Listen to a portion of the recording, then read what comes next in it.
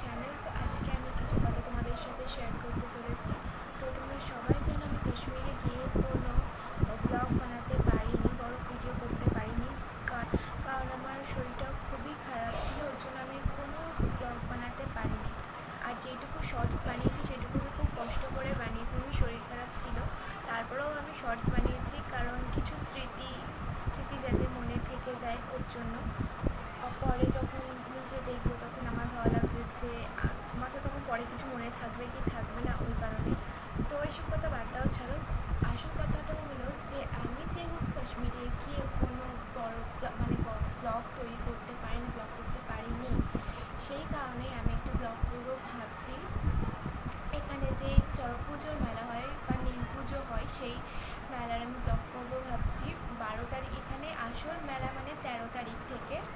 আর 12 তারিখ থেকে 13, 14 তারিখ পুরো এই 3টে দিন আমি ব্লগটা করবো, কন্টিনিউ করব। এখন কেমন শান্ত পরিবেশ বাইরে, আর তখন কীরকম জমজমাট থাকে বাইরের পরিবেশটা, সেটাই আমি তোমাদের সাথে শেয়ার করব। আর এই মেলায় আমরা খুবই মজা করে, আমাদের বাড়িতে অনেক চেনা জানা, মানে অচেনা লোকও আসে। আমার দাদু দিদা, তারপরে মাসি, মেসো, দিদি, অনেকেই আসে। আমার বাবার মামা, আরও আমার মামা দাদু হয়, অনেকেই আসে। তারপরে আমার দাদুর বাড়ি থেকে ওখানে অচেনা যাদের আমি চিনি না তারাও আসে, অনেকে আসে এখানে, চেনা জানা সবাই আসে। এখানে রাসের থেকেও আমার মনে হয় নীল পুজোতে বেশি মজা হয়। 12 তারিখে হবে আগুন খেলা, তারপরে সকালবেলা আবার ভোরে উঠে, মানে ভোরবেলা উঠে সবাই পুজো দিতে যাবে। তারপরে আবার সকালবেলা ঘুরতে গেলে ঘুরতে যাব, আবার দুপুরবেলা, মানে সারা দিন বাইরেই কেটে যায়।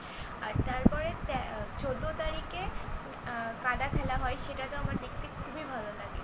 আর এই মেলাটা হয় হাঁসখালি হাজরাতলায়। আমি সবাইকেই বলছি, এই মেলায় যদি তোমরা সবাই আসো তাহলে আমাদের বাড়ি কিন্তু অবশ্যই আসবে। আর আমার পরীক্ষা আজকেই শেষ হলো, আর দেখো আমি আজকেই ব্লগ বানাতে বসে পড়েছি, আমার খেতে কোনো কাজ নেই। আমার 2 তারিখে, মানে এপ্রিল মাসের 2 তারিখে স্টার্ট হয়েছিল, আর 9 তারিখে শেষ হয়েছে। 13 তারিখে পুজো, 13 তারিখ বলা ভুল হবে, 12 তারিখে পুজো। তার আগের থেকে আমরা ঘুরতে শুরু করে দিই। আমাদের এখানে মোটামুটি দোকান পাশেই চলে এসছে একটা, মানে সবাই সাজানো গোছানো করছে, আর কিছু বসে আছে সবাই দোকান, মানে খাটিয়ের জন্য। এখানে সবাইকে দেখলাম, আজকে বাইরে বেরিয়েছিলাম, মানে আসার সময়, পরীক্ষা থেকে স্কুল থেকে আসার সময় দেখলাম সব দোকানগুলো বসে আছে। 12 তারিখ থেকে ভালোভাবে দোকানগুলো বসবে এখানে, আর কেনাকাটার তো কোনো শেষ নেই বলতে গেলে। তো দেখা হচ্ছে 12 তারিখ রাত্রিবেলা। এখানে আমাদের আগের বার এই দিকটা করে কী যেন আগুন খেলা হয়েছিল। আর মন্দিরের মধ্যে এই পাশে যে মন্দিরটা, যেখানে সবাই পুজো দেয়, সেইখানে কাদা খেলা হচ্ছিল। তোমাদেরকে তো প্রথমেই বলেছি যে আমি কাশ্মীরে কোনো লং ভিডিও করতে পারিনি বলে আমার এই ভিডিওটা বানানো। তো কাশ্মীরে গিয়ে কিন্তু আমরা খুবই মজা করেছি। আমি মজা করতে পেরেছি মানালি টু সিমলা, মানালি থেকে সিমলা পর্যন্ত আমি মজা করেছি। তাছাড়া আমি গিয়ে না, মানে আমার হাঁটার পরিস্থিতি ছিল না, তাও আমি কষ্ট করে না সব জায়গায় ঘুরতে গেছি। আমার মন চাইছিল না যেতে, আমি বলতে গেলে জোর করে সব জায়গায় ঘুরতে গেছি। ইয়েতে কী বলে, স্বর্ণ মন্দিরে, পাঞ্জাবের স্বর্ণ মন্দিরে তাও হালকা পাতলা শরীরটা ভালো ছিল।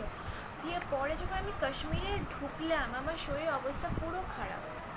আমি মানে শুয়েছিলাম বিছনায়, আর আমাকে যেটাই বলছে এটা করো, আমার বিরক্ত লাগছিলো। আমার ওখানে স্নানটাও করতে ইচ্ছা করছিল না আমার। কিন্তু এটা ভালো, মানে আমি একদিনও ওখানে স্নান করা বাদ দিইনি। এত ঠান্ডা ওখানে, তাও আমি একদিনও স্নান করা বাদ দিইনি। অবশ্য ওখানে গিজার ছিল, তো স্নান করার না করার কথা আসছেই না এখানে। ওখানে শ্রীনগরে খুব 3 নাইট থেকেছি। হ্যাঁ, ওখানে খুব ঠান্ডা ছিল। ওখানে রাত্রিবেলা যা ঠান্ডা পড়ছিল না, ধারণার বাইরে। তো আমি 12 তারিখ থেকে 14 তারিখ পর্যন্ত পুরোটা ভাবছি একটা